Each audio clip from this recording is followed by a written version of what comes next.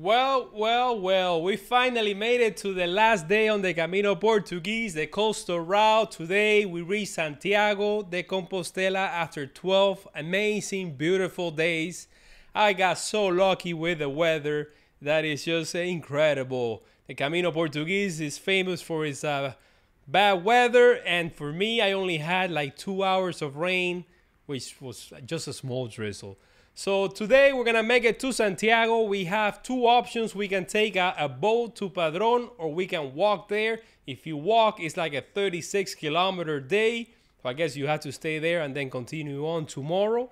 And I decided to take the boat. I actually booked it the day before at the municipal albergue. The only question on my mind was, is the tide low or high? Because if it was low, I would have had to wait an extra few hours, or I would have had to go on foot. But thank God that it was high. And by the way, last night was one of the warmest nights that I've ever spent at any albergue. I think the previous one was on Fisterra when I got there on the Camino Francés. That's how warm it was. And that's a lot to say, because when I was on the Francigena in France and there was a massive heat wave, it didn't even come close to this.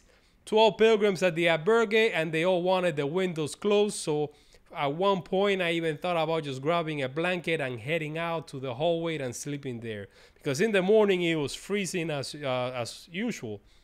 So let's dig into today's stage. But first, let's go over all the caminos here to refresh your mind, so that when you get there, you know this like the back of your hand. These are all the caminos in Santiago. In Spain, you have the Camino Francés all the way up here, which I did in 2017.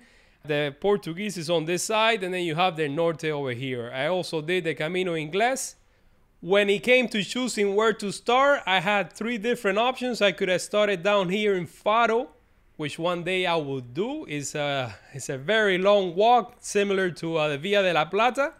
Most people just start in Lisbon and do the Central Camino, but I wanted to stay all the way up here in Porto, just because I was going to do three caminos back to back, and I was getting over a leg injury that I had after the Via Francigena. So I wanted to take it easy. I also wanted to stick to the water's edge, to the ocean. That's why I picked the Litoral route, which goes in and out from the actual coastal route over here. 6 days in Portugal, amazing days, and 6 days in Galicia in Spain. Then, once I got to Pontevedra, I decided to do the Variante Espiritual, which is 3 days if you do it on foot, or 2 days if you take the boat, as I will today. Amazing, the Variante Espiritual, especially that second day, that walk by the river that you guys saw on the previous episode. So here's today's stage, of course minus the boat ride. 28 kilometers to Santiago, and it is a pleasant walk going slowly up a gradient. You're going from sea level to about 250 meters of elevation. Not too bad. There are a couple of hills when you get into Santiago, but you know, nothing to sweat over. After a very warm night at the albergue of tossing and turning in my bunk bed, I finally decided to head out. I was out the door at 7 a.m., but not before grabbing a quick bite at the vending machine, because I was told that all the bars in town were gonna be closed before 8 a.m. The question on my mind was the tide. Was it low? Was it high? Thank God that it was high, so I went out, and I stopped really quickly here by this main plaza, Parque Gerardo Fernández Albor, by this statue here of this famous rider from Galicia, from Santiago. This is the third statue that I see of this guy. I saw one in Santiago, one here, and another one in Pontevedra.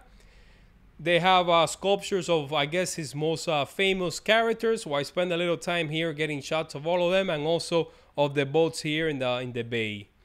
Right here, not far, at 7:33, in this little park, in front of this mural, is where I started actually vlogging. Very close to the pier where the boat leaves. And as I was almost there, I saw this small bar restaurant that was actually open, P de Cuba, my Cuban peeps. So I had a second, well actually I had my breakfast here. I had a café con leche and a croissant. I had to eat it really fast because I saw the boat pulling up and the pilgrims heading over there. It was 7:51 and everybody got on board. It was 14 pilgrims in all. I guess 12 stay at the albergue and the other 2 stayed in the area. The boat's captain, Santiago, he's actually a scuba diver and he uses his boat for scuba diving expeditions in the area. And I scuba dive here in South Florida, so we had a lot to talk about. By the way, this reminds me so much of when I crossed the Po Valley in Italy with Danilo. Same epic feeling that you're crossing over to the other side. Highly recommend doing the boat ride. If not, you have the path right here. I'll include it in the GPS tracks so that you can walk. In stark contrast to the heat last night, it was actually extremely cold this morning. And when you're on a boat going really fast, the wind on your face, I had my down jacket, I had gloves on, I had this my famous buff, which you can get in my Teespring store. You can also get one of these shirts if you want to support the channel in a small way. You can go ahead and head over there. So we left all together, went through this area over here, this fisheries. We saw the fishermen on their boat heading over, fishing. We actually stopped at one point next to one of them, and they showed us some oysters. And Santiago was telling us a story of the area, how the boat ride that supposedly took place through here, where the remains of Santiago made it through the river. Actually, when I was doing the Francigena in Italy, in San Miniato, in the church there in the corner, they have a painting of the boat ride. So it's cool to connect the dots. Italy here now in Spain. Made our way through the river here, the mouth of the river. When it's low tide, it gets so low that I think you can actually walk across. You can see cruceros in the area. Here is the path if you're walking. This is the first bridge that we went under, metal bridge. And the timing was just perfect because we had the train going over it as we're going under, and I got a shot of that. Not far from there is the second bridge. This one is even cooler because it has these 2 ruins right here. It has the Torres de Oeste, and right across on the other side you have a few Viking ships. Not far from there is another crucero in this small island, and we stopped right here to enjoy some hot tea because it was so cold, and it hit the spot. From here we follow the river, upriver, until we were welcomed in Padrón by this factory over here with the steam coming off. You have the central Camino on this side. You have, this is the one, the third day on the Variante Espiritual if you walk. And this is the pier where we got to disembark at 9:27. So an hour and a half boat ride. If you do walk, I highly recommend you stay all the way out here in Convento Padres Franciscanos. Heard a lot about it. This is where I was gonna stay if I would have decided to stay here in Padrón. But that was not the case. I crossed over the bridge and said goodbye to my pilgrim friends. Dino decided that he was gonna stay somewhere between here and Santiago, and he kind of like left with the other guys, so I went on my own. I was vlogging over here when I got to the 27 kilometer marker. And by the way, as you can see here, these little stars, these markers that I'm putting here, I put them on last night. I spent about 3 hours doing Google Street View, looking for all the stone markers that you get to see along the way. If you guys want to see this in the next videos, the next video series that I'm going to be doing is the Camino Frances. Takes a little while to do them, but I'll gladly do them for you guys. If you want them, just leave a comment down below. So yes, 2 kilometer walk to the center of town, to Padrón. You get to walk here by this park. And at the end of the park, there's a statue and Iglesia de Santiago Apóstol. It was 10 a.m. when I got here, heading in. Saw the actual stone where they tie the boat. Talked to the lady in charge of the church. She turned all the lights on for me because she saw me taking pictures. And she also gave me a stamp. So after spending a little time in here, getting some shots of the church, seeing all the pilgrims leaving like coins as kind of like a wishing well, I would say, I decided to head out into the countryside. Now today's stage, you're gonna be zigzagging between the main road and backcountry roads, and at some points you even go through some forest, which was just amazing. I did not expect to see them. I started seeing new pilgrim faces. I guess pilgrims that were doing the Central or that they were offset from me since I did the Variante Espiritual. But everybody was out and about. You could see them on the cafes along the way. I would have had breakfast here too had I not had it in the town before. It was 10:30 when I got to this church over here, getting a couple of shots of the cemetery, the church. You know how it is, getting as much footage as I possibly can. And then heading out. If you want to get there faster, you can follow the main road all the way to Santiago. It has a very wide sidewalk, but you know, what's the rush? I wanted to enjoy today's stage. It was going to be the last one on the Camino Portuguese. So yeah, made my way through all the small villages, seeing the farmers out and about, seeing the farm life, the sheep, the ponies. It was almost noon, so it was starting to actually warm up. I had to take off my down jacket and the buff. By the time I got to this spot over here, it was 11:46. Decided to stop and get a bite to eat in this bar right across from this church. I had the second half of the pincho that I had last night for dinner, which was like a full long. I also ordered like a cafe and some sparkling water. This is where I booked tomorrow's train ride to Irún, a 12-hour train ride that was just amazing because I got to see the Camino Francés in reverse. I was not expecting that. They have an express train, but it costs a little bit more. I also booked today's accommodation in Santiago in bookings.com. By the way, when I was here in this small square, this is where I took off with my drone and I got some shots of Iglesia de Escravitude. The last time that I flew the drone on the Camino Portuguese. And by the way, I didn't show it to you guys on the vlog. Why? Because I had transferred the footage to another folder on the Camino del Norte and I just couldn't find it, and now I have. So another reason why you should see these videos, because you're gonna get to see footage that didn't make it to the vlog, and also stories that I remember, behind the scenes stories that I can tell you about that are not in the final vlog. I also saw Tim here by this Cruzado. Tim, the pilgrim guy that I met when I started the Camino Portuguese. I saw him, I think, the first couple of days, and then I didn't see him again until the albergue in Pontevedra, and then I did the Variante Espiritual and he did the Central. So this is the last time that I saw him before heading back out into the countryside. Another church, zigzagging back and forward, going through all these farm fields. These are like the forests that I was telling you about. Going over the highway, you get to see cruzados, jorreos.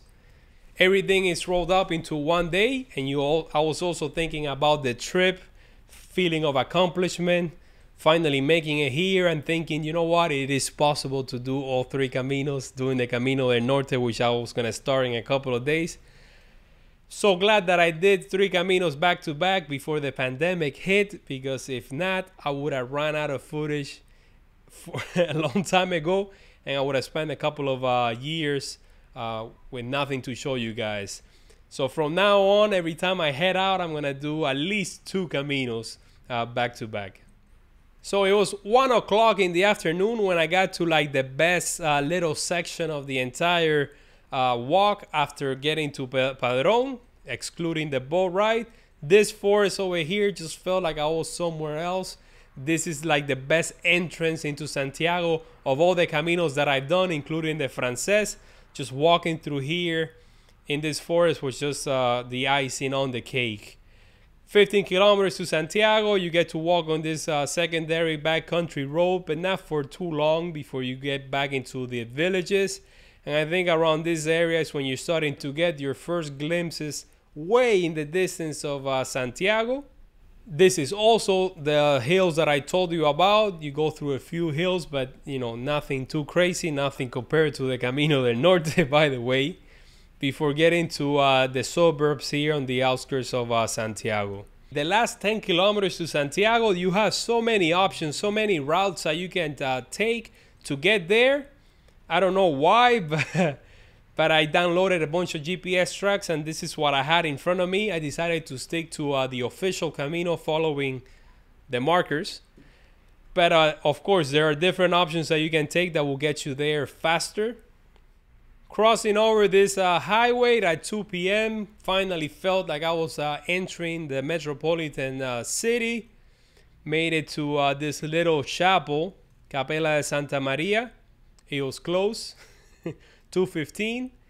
But not far from there, headed back out again into the countryside. Here's where I got that shot of the pony. And from here on, I decided, let me try to get all the stone markers and do like a countdown, down from 10 to 0. That was a montage that you guys saw on the vlog. Going through all these small little towns, little villages up here. I started seeing like the tip of the cathedral in the distance, which I got so pumped up when I saw them. I wanted to get there as fast as possible. Going under this bridge, and I think here, don't quote me on it, I think it's where the marker, the 666 marker, if you can see here in a Google Street View, I'll show you really quick. By the way, if you recognize it, please let me know in the comments down below. I think it's this one over here. I tried zooming in, but I can't make out the distance. But it's a good estimate because, or guesstimate, because right here is the 5 kilometer marker, and on this side is the 7.5. And this is kind of like I halfway through it, so I think this is the one. What's so special about this marker, the 5.514? Well, that happens to be my birthday, May 14. If you guys remember when I did the Camino Frances, I spent my 38th birthday walking down from Ocebreiro to Triacastela. I know how special it feels to for your birthday to be on the Camino. And today, March 25th, happened to be Ramona's birthday, so we're gonna celebrate tonight in Santiago. Right in this corner over here is where they have those stop signs where people write inspirational quotes on them. Whether you agree or not with that, they're funny as hell. This one is the "Don't Stop Me Now," right across from a stone marker. It was already 2 p.m., 2:07. Kept texting Ramona, and they were waiting already for me at the cathedral, so I didn't want to make them wait for too long. I was just trying to get there as fast as I could.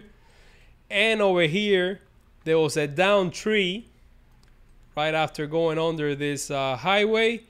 Reminded me so much of when I got to the Vatican in Rome. There was also a down tree over there, so it kind of feels like it's the last obstacle that you have to overcome before you make it to the finish line. Or at least that's the way I see it. Not far from there at 3:25, I got to this split on the road where they had two markers. One was pointing left and the other was pointing right. They had no distances and I had no idea which one was the official one, which one to take.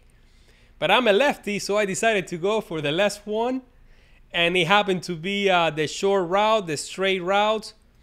I don't know why you would do this one over here, the right one. It seems to be longer. I don't know what's on this side. I don't know, maybe this church over here.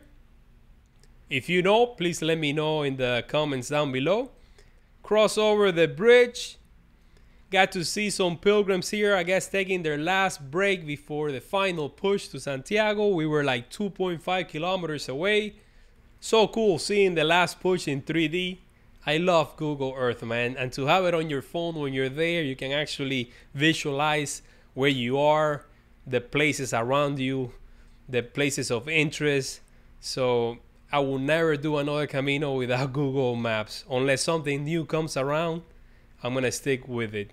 And also here, the 2.17 kilometers to Santiago. This is the last marker that I saw. From here on out, it's just the yellow arrow that they put on signposts, and it's typical of like big cities. You normally don't get to see the stone markers inside the cities. So here, just a straight line, as you can see, straight line all the way to the cathedral. Just going in between people, crossing streets, busy streets, you know. And finally, after 12 days on the Camino Portuguese on the coastal route and a very long day today, finally made it to Santiago, to the square. You guys know the feeling. This is a very special moment. So you can see you have the cathedral full of scaffold here in 3D, just the same way that I saw it when I did the Camino Frances. But on this trip, it was clean. They had taken it down. So enjoy all the drone shots of it. Got here at 4 p.m. and I met Ramona and Niels. They were waiting for me all afternoon. We enjoy Estrella Galicia beer with our scallop shelves because I forgot to bring the wine. Something that I won't forget on the Camino del Norte. And we sat here facing the cathedral. I got some 3D shots of it. If you guys want to see that video, I highly recommend you see them with goggles, 3D goggles, so you can feel the immersiveness. Whenever I want to go to Santiago, I put them on and I feel like I'm sitting there once again. If not, you can see them in flat 180, but it's not even close. Don't judge that shot unless you're wearing 3D goggles. Really quickly, let me show you where you can actually get your Compostela. If you go down this ramp over here, you make a right turn in this intersection. If you keep going straight, that's the way to Fisterra. And then all the way down here at the end is where you can stop and get yours. I got here at 5:41, and to my surprise, there was no one here. It was just 3 of us, and then later on another guy showed up. So 4 pilgrims. That's a stark contrast to how it's gonna be when I come back on the Norte. You go in, and this is the patio when the line starts, and as you can see here, here's the line of pilgrims. When I got here on the Frances and on the Norte, I was up to this point, and this here is an hour's wait. You go around like this. This is where you actually get the Compostela. So after we got the Compostela, we all went to our hotels. I stayed not far away from the cathedral, over here in this square, where you can actually take the bus to the airport. And also it's not far away from the train station over here, where tomorrow I will take the train to Irún. Also on this corner over here is the bus station in case you want to go to Muxía. This is also where the Camino Inglés passes by, and the Camino Frances over here. So I hope you enjoyed the entire series and you found these videos helpful.